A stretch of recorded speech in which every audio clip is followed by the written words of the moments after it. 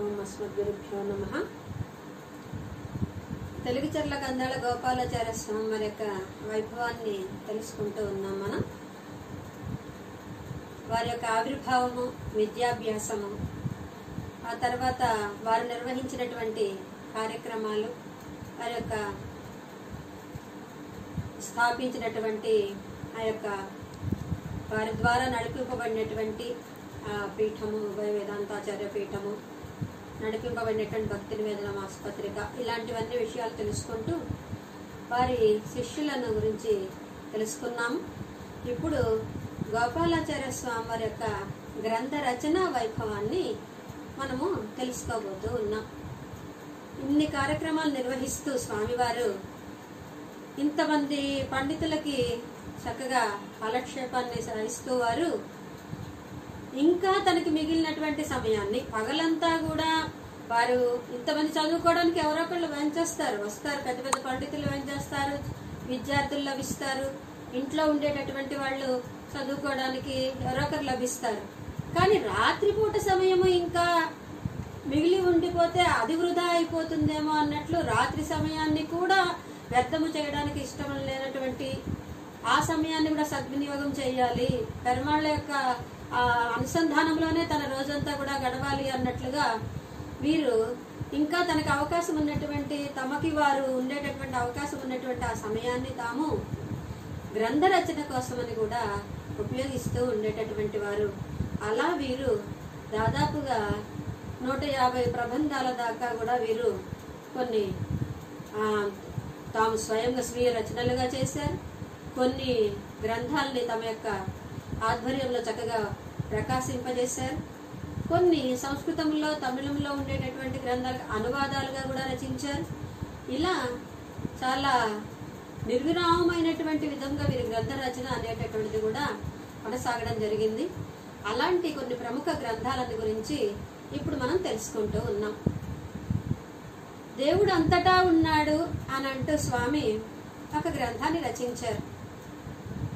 చిన్న చిన్న గ్రంథాల ద్వారానే గొప్పదైనటువంటి విషయాన్ని తేలికగా మనసుకి హత్తుకునేలాగా అందరికీ తెలియచేయాలి అనేటటువంటి ఒక ఉద్దేశంతో చిన్న చిన్న గ్రంథాలన్నింటిలో కూడా, అంటే విలువలో చాలా ప్రమాణములో చాలా గొప్పవైనటువంటివి, తెలుసుకోవడం తేలికగా ఉండేలాంటి గ్రంథాలను కూడా వాటి ద్వారా వీరు చక్కగా విషయాలను అందరికీ అందించేవారు. అందులో ఒకటి దేవుడు అంతటా ఉన్నాడు అనేటటువంటి గ్రంథం.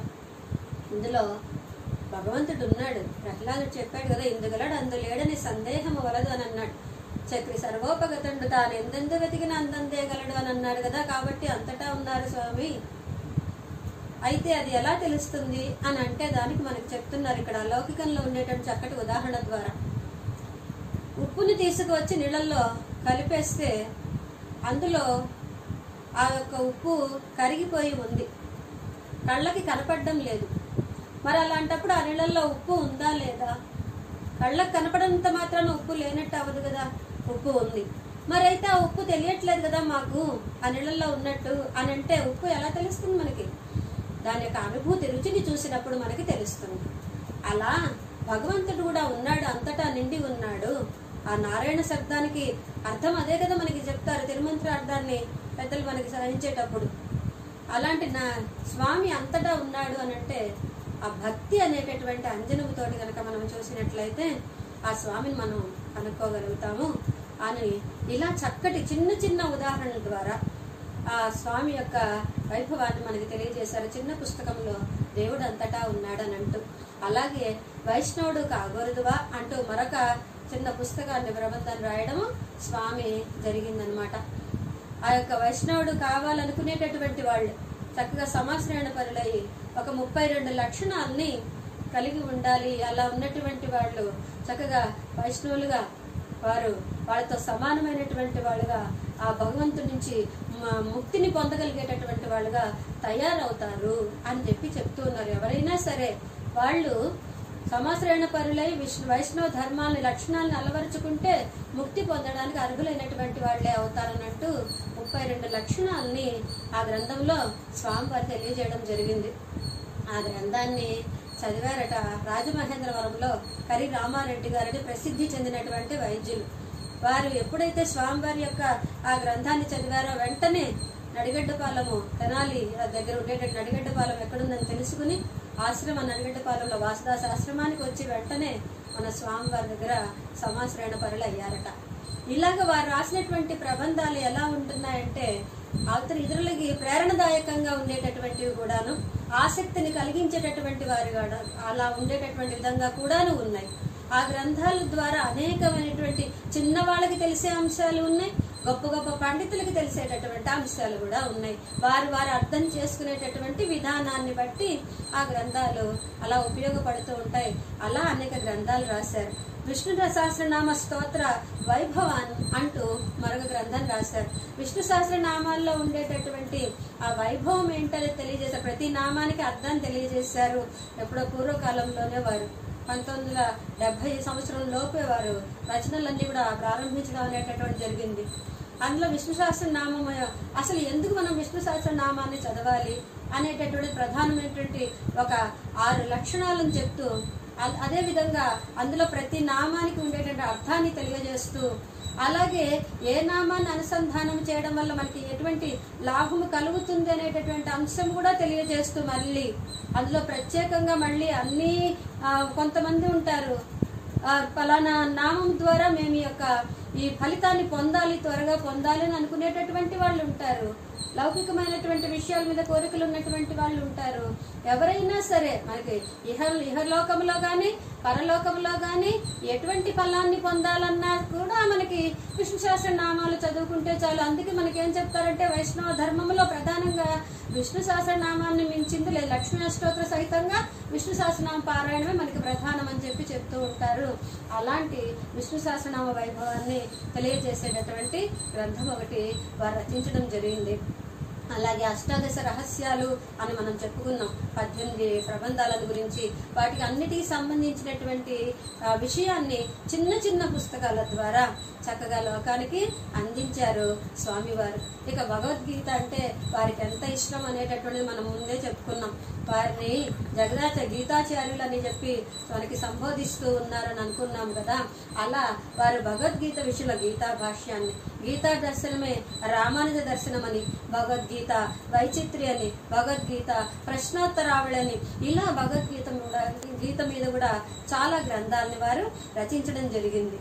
ఇక తర్వాత భరతుని వైరాగ్యం అని అంటూ, భరతుడు అంటే అన్నీ కలిగినటువంటి వాళ్ళు, రాజ్యాన్ని పొందగలిగినటువంటి స్థితిలో ఉండి కూడా, రాజు అయ్యేటటువంటి అవకాశం ఉండి కూడా ఎలాంటి వైరాగ్య స్థితిని పొందాడు అనేటటువంటిది భరతుని వైరాగ్యాలు అనేటటువంటి పుస్తకంలో చెప్పారు. అలా రామాయణానికి సంబంధించి శబరి అనేటటువంటి మరొక పుస్తకాన్ని కూడా వారు వెలువరించారు. భరతుడు చేసినటువంటి శపథాలు ఇవి అని అన్నారు. భరతుడు ఎప్పుడు శపథాలు చేశాడు? కౌశల్య దగ్గరికి భరతుడు వచ్చాడు. రామలక్ష్మణులు అడవికి వెళ్ళిపోయారు. వెళ్ళిపోయిన తర్వాత భరతుడు తిరిగి రాజ్యానికి తీసుకురాబడ్డాడు. సుమంత్రుడిని పంపించారు, తీసుకుని వచ్చాడు. వచ్చిన తర్వాత కౌశల్య దగ్గరికి వస్తాడు. కౌశల్య దగ్గరికి వచ్చినప్పుడు పాపం ఆవిడ బాధతోటి ఇలా అయిపోయిందని నిందిస్తే అప్పుడు అంటాడు, రాముడు అడవికి వెళ్ళడానికి అమ్మా నేను ఏమాత్రం కూడా కారకుడైనటువంటి వాడిని కాను. రాముడు అడవికి వెళ్ళడానికి నేనే కనుక కారకుడినైతే నేను ఇలాంటి పాపాల్లోకి వెళ్ళిపోతాను అని అంటూ కొన్ని శపథాలు చేశాట భరతుడు. ఏమని చెప్పాడు? గోవుని పాదంతో తంతే అలాంటి వాళ్ళకి కలిగేటువంటి పాపం ఏదుంటుందో అలాంటి పాపం నాకు కలుగుతుంది గాక అని అంటారు. పిల్లలు, భార్య, ఇంట్లో ఉండే అతిథులు అందరూ ఉండగా ఒక్కరే వెళ్ళి లోపలికి వెళ్ళి ఏదైనా భుజించి వస్తే అటువంటి వాళ్ళకి కలిగేటటువంటి ఆ పాపము కలుగుతుంది గాక అని చెప్తూ ఉన్నారు. అదే విధంగా ఉభయ సంధ్యేశయానస్య యత్ పాపం పరికల్ప్యతే అని అంటారు. 2 సంధ్యా సమయాల్లో కూడా నిద్రపోయేటటువంటి వాళ్ళకి ఎలాంటి పాపం కలుగుతుందో అలాంటి పాపం నాకు కలుగుతుంది అని అంటాడు భరతుడు అనమాట. ఒట్టు పెట్టుకుంటాడు, ఇలాంటి పాపాలన్నీ నేను పొందుతానమ్మా, నేనే గనక రాముడు అడవికి వెళ్ళడానికి కారకుడిని అయి ఉంటే అని పాపం తన గురించి తాను తెలియజేస్తూ ఉంటాడు. అలాగే పడుకున్నటువంటి గోవుని అలా తన్నడం అనేటటువంటిది పాపము, పారిపోతున్నటువంటి వాళ్ళని సంహరించడం అనేటటువంటిది పాపము అని ఇలా ఎన్నో విషయాలన్నీ కూడా తెలియజేశాడు. ఒట్లు పెట్టుకున్నాడు. అలాంటివన్నీ కూడా భరతుడి శపథాలు అనేటటువంటి పేరుతోటి రచించడం అనేటటువంటి జరిగింది. అలాగే రామాయణం మీద గోవిందరాజు వ్యాఖ్యానంతో మరొక ప్రబంధాన్ని కూడా స్వామివారు రాయడం అనేటటువంటి జరిగింది. ఇక రామాయణానికి సంబంధించినటువంటి పుస్తకాల గురించి కనుక చెప్పుకోవాలనంటే గోపాలాచార్య స్వామివారి ప్రబంధాల్లో రామాయణ రత్నాకరము అనే ఒక్క ప్రబంధము చాలండి. స్వామివారి యొక్క రచనల్లో అదొక రత్నము వంటిది అని చెప్పి కూడా మనం చెప్పుకోవచ్చు. అలాంటి గొప్ప ప్రబంధాన్ని రాశారు. అదట రత్నాలకి ఆకరమైనటువంటిదే. ఆ సముద్రము ఎలాగైతే సముద్రంలో అనేక వేలైనటువంటివి రత్నాలు ఉంటాయో రామాయణంలో కూడా అలా ఉంటాయని అన్నారు. వారి రచన ఎంతో వైభవంగా కొనసాగింది. మొట్టమొదట శ్రీరామాయణం అని ఎందుకు అనాలి, శ్రీమద్ రామాయణం కాకుండా అని ప్రారంభించారు.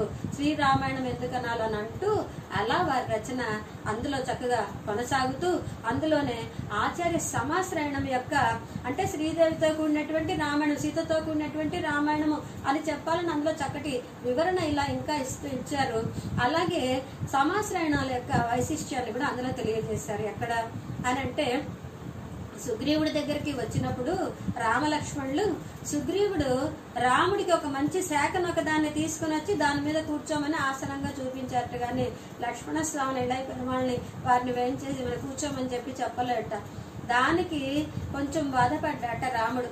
వాలి దగ్గరికి వెళ్లి యుద్ధం చేస్తున్నప్పుడు సుగ్రీవుడు బాణం వేయకుండా వెనక్కి వచ్చేసారు. వచ్చేస్తే ఇదేంటి రామా నువ్వు సంహరిస్తావు అన్నయ్యని చెప్పి కదా ధైర్యంగా నేను వెళ్ళాను, అలాంటిది నువ్వేంటి ఇలా చేసేసావు అని చెప్పి అడిగితే అన్నట్ట, లేదు నీకు సుగ్రీవుడికి భేదం అనేటువంటి నాకు తెలియకుండా ఉంది కాబట్టి నువ్వు వెళ్ళి ఒక లతను ఒకదాని పుష్పగుచ్చితమైనటువంటి ఒక లతను ఒకదాన్ని తెప్పించుకుని దాన్ని నీ మెడలో సుగ్రీవుడి చేత వేయించుకో, లక్ష్మణుడి చేత వేయించుకో.